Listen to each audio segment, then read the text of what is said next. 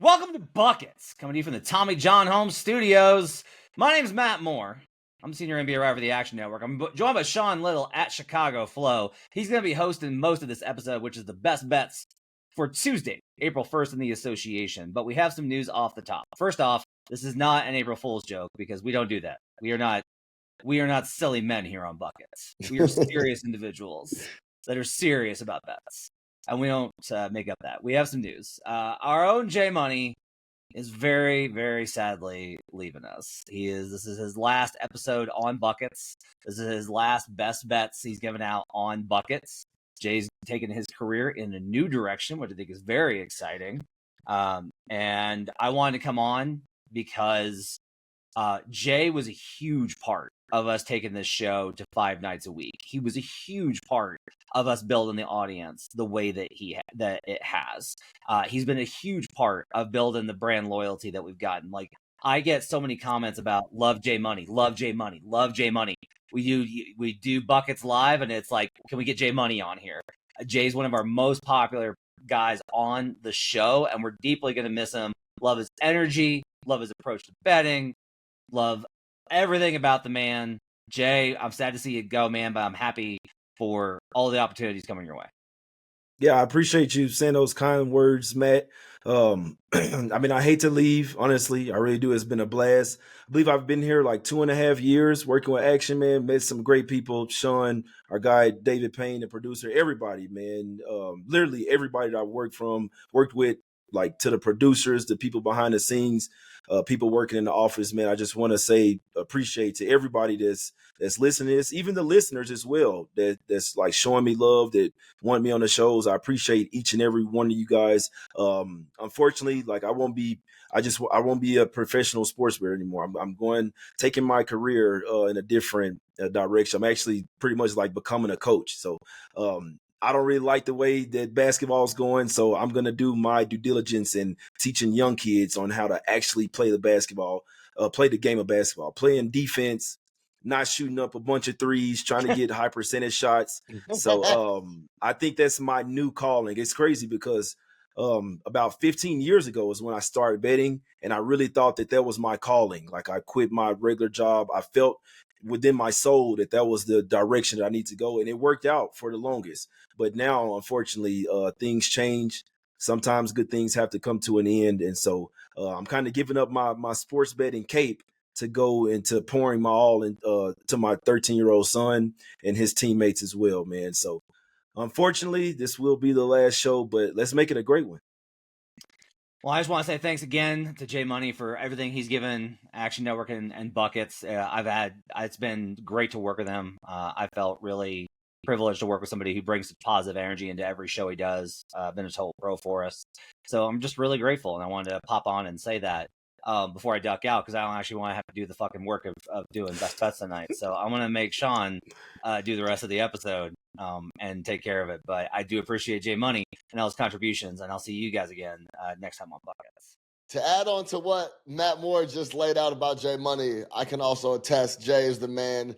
Just as cool. A lot of you guys that holler at Jay either on Buckets or NBA Talk with Jay haven't met him in person. Man's just as cool in person as he is on the internet. Same guy. So that's always something I can appreciate, especially with, some of the stuff I do on TV. You meet people that you see on camera and you meet them in person. They're like two different people on camera versus in person. They're almost like an actor. Jay Money is not that in person, just as cool as he is. I think he wears more ice in person. So if you do see him in person, he will have more chains on than you probably expected. But now, all love for my dog, Jay Money. Let's close out this last Buckets episode with a W. We're in the Workshop Tuesday NBA slate. Jay Money, Sean Little. Jay, give me your best bet for the Tuesday NBA slate, April Fool's Day. Yeah, I appreciate those kind words as well, Sean. For my last and final Buckets bet, we're going with the Bulls, Chicago Bulls, -5. Me and Jay on the same page, like usual, because I'm looking at the over. 234.5 as we record this on Monday night at 11:30 is available at FanDuel. If you can't get over 234.5, it's the best number in the market right now. I like the Bulls team total over 120.5 minus 124. Look for the total first. If not, I'm not mad at the Bulls team total over 120.5. All right, let's talk about it, Jay. We're on the same ball game. Interesting slate and interesting just basketball in March. I mean, this has been the most prototypical NBA March we've seen. Cavs go on a big losing streak.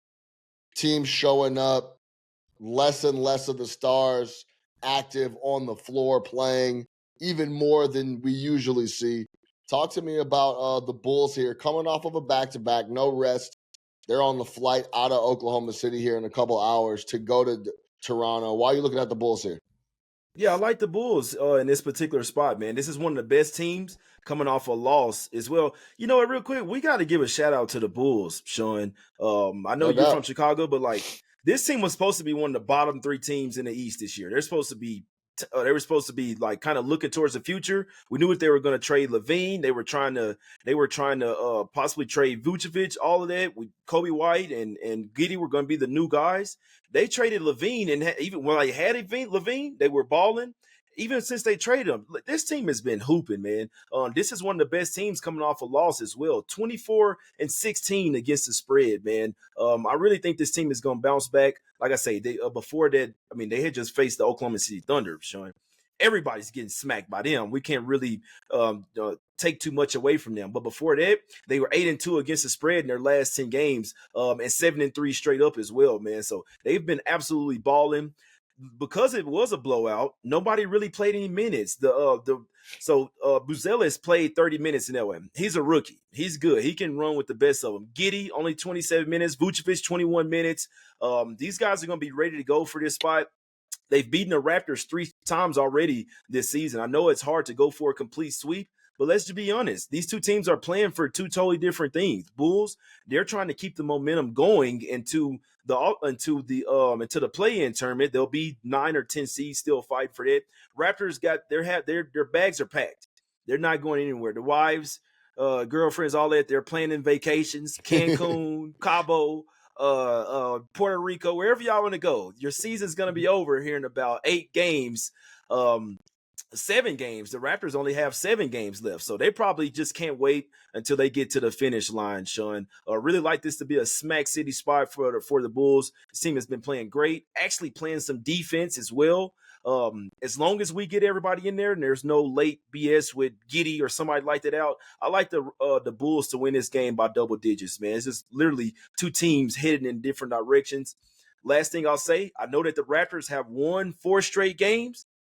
It's been versus the Wizards, the Nets, the Hornets, and the Sixers. Literally 4 of the worst teams in the Eastern Conference. Now they're going up against an actual team with a real offense that's actually trying to win games. Like the Bulls here to bounce back at the house and keep it going here.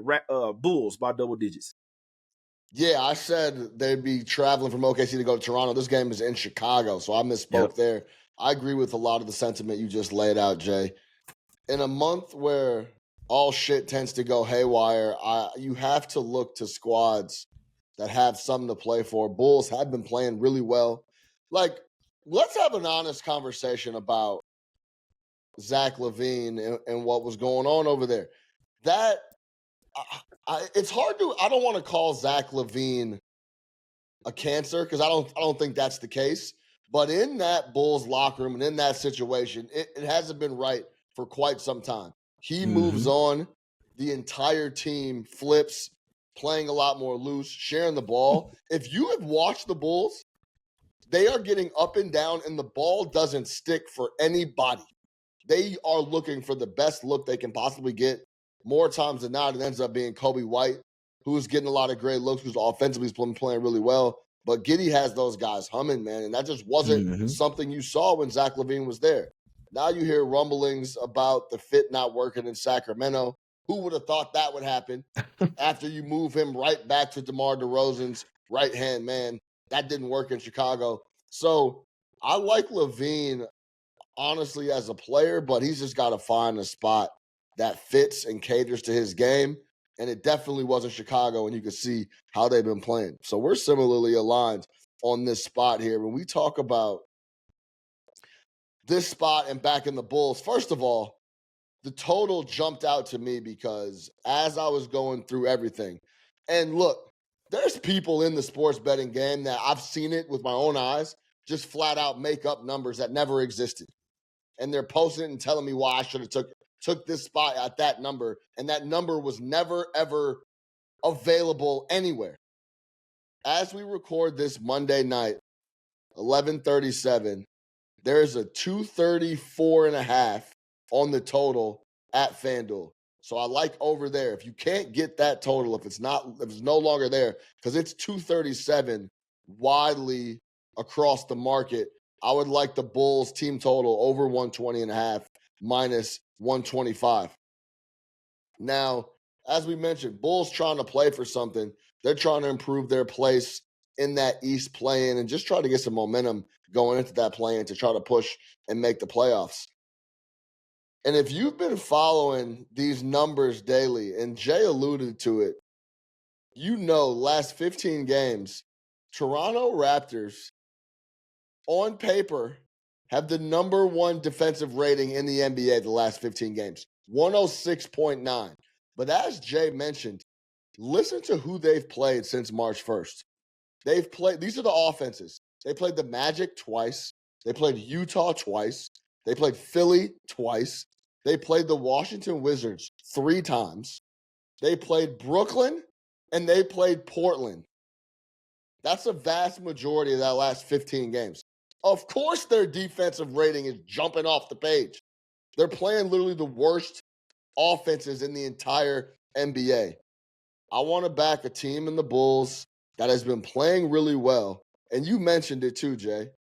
Everybody's been getting dusted off by the Oklahoma City Thunder. And for everybody listening, I've been screaming this shit in every single microphone I can, every camera lens.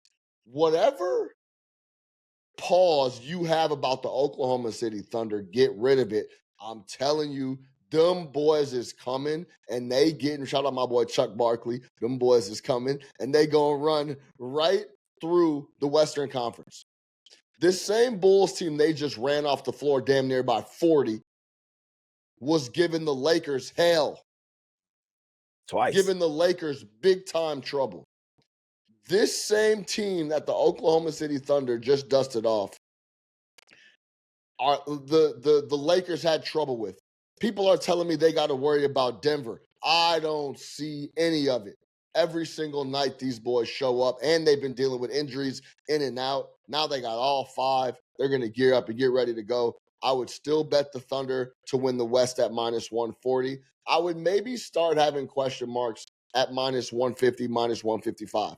I already booked the Thunder to win the West earlier in the year at plus 155. I added at minus 125. I would still play them to 150, 155.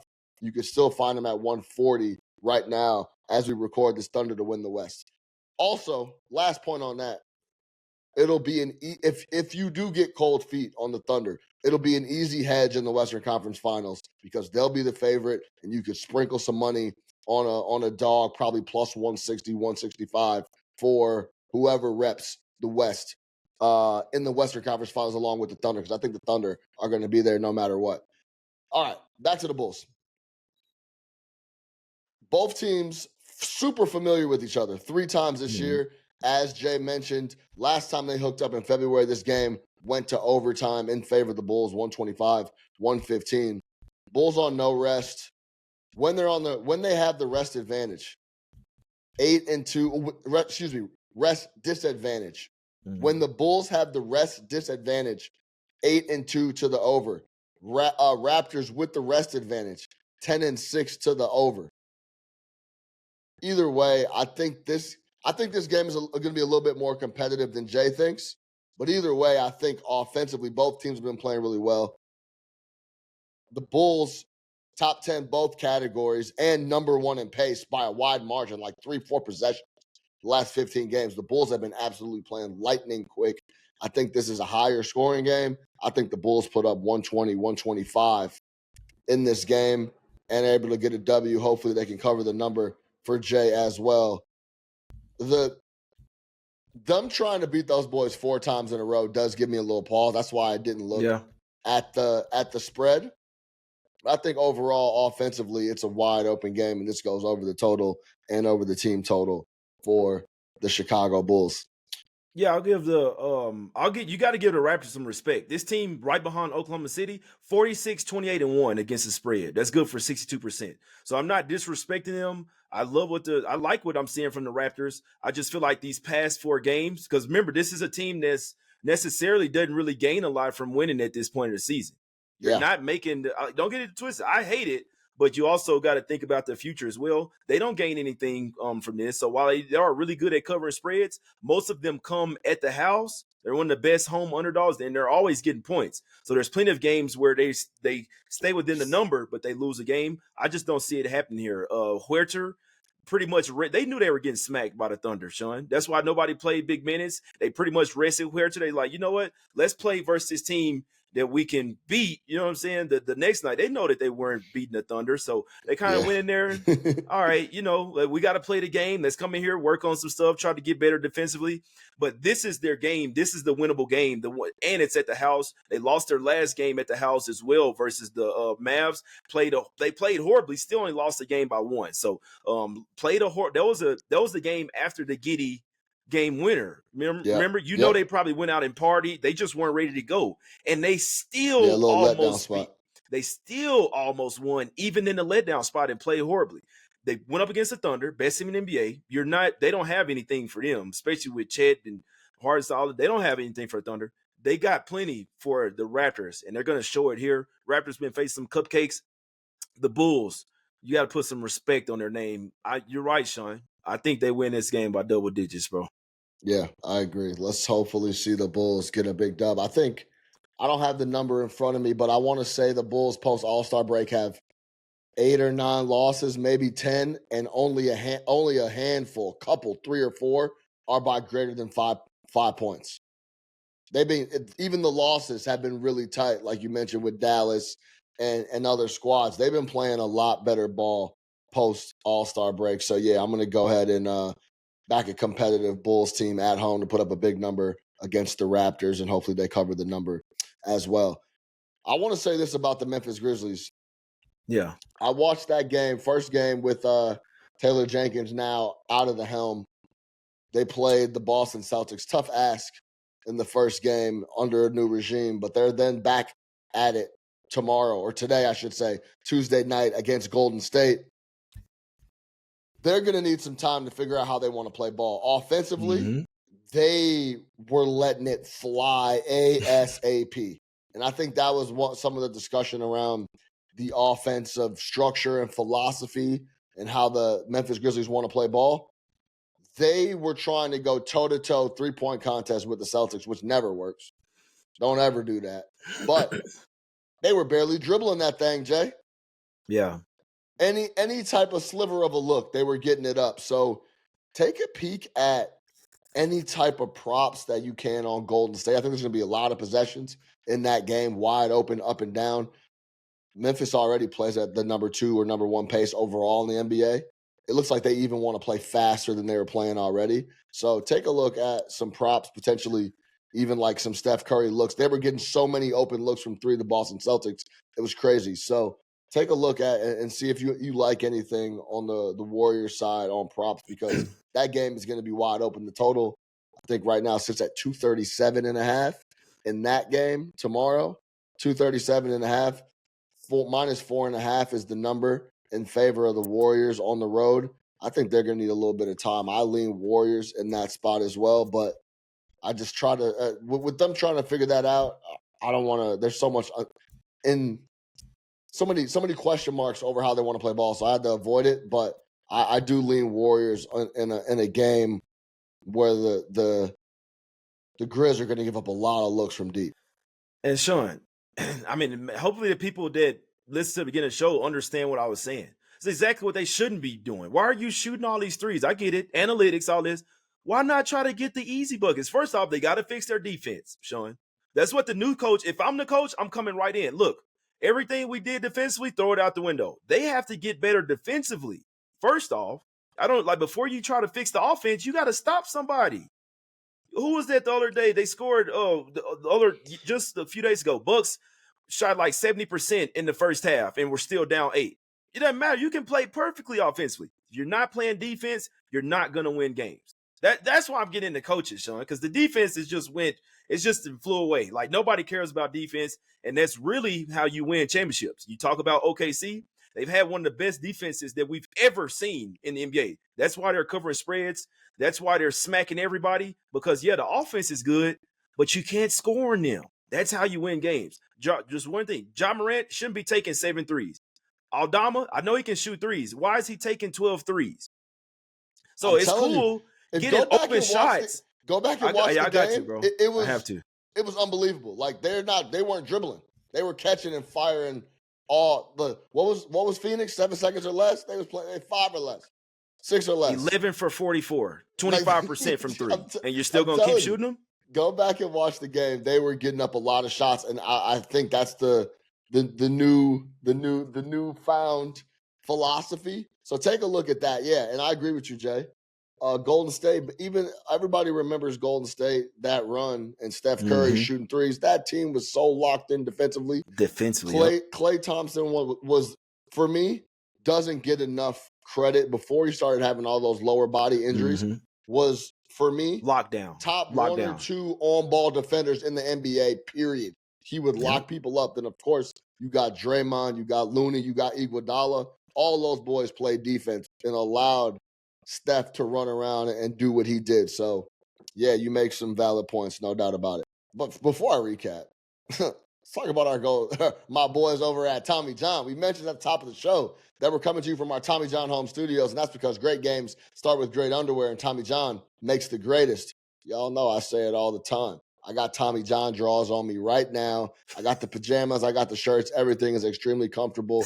I vouch for it. Go grab you some. Remember, when you're truly comfortable, you do everything better, and that includes betting. So if you love Buckets Podcast, if you love this crew, J Money is Money, Sean Little, you'll love Tommy John. Get 25% off your first order right now at TommyJohn.com/buckets. That's 25% off at TommyJohn.com/buckets. All right, to recap, J Money, Bulls -5.5. I am on over 234.5 on the game total if you could still find it. If not, I still like the Bulls team total. Over 120.5 -124. For J Money is Money, I am your host, Sean Little. Until next time, let's get buckets, baby. Salute to J Money. More winners, winning for life. He's a winner. Ladies and gentlemen, good luck in your coaching endeavors. I'm going to have to come see a game, by the way. Come through, bro. We Coach play hard. I'm probably the most passionate coach out there you'll ever see, bro. I'm yelling at the refs, yelling at my players. but we're winning though. I care about winning even more than the players, man. I'm very passionate about the game. As the people that's watched the show, it probably could tell. Good. That's what it's supposed to be. That's what life's all about. Is passions. For J Money is Money. I am your host, Sean Little. Salute to Jay. Big love the rest of the way. Whatever you get into, I know you'll be successful. Until next time, which is tomorrow, let's get buckets, baby.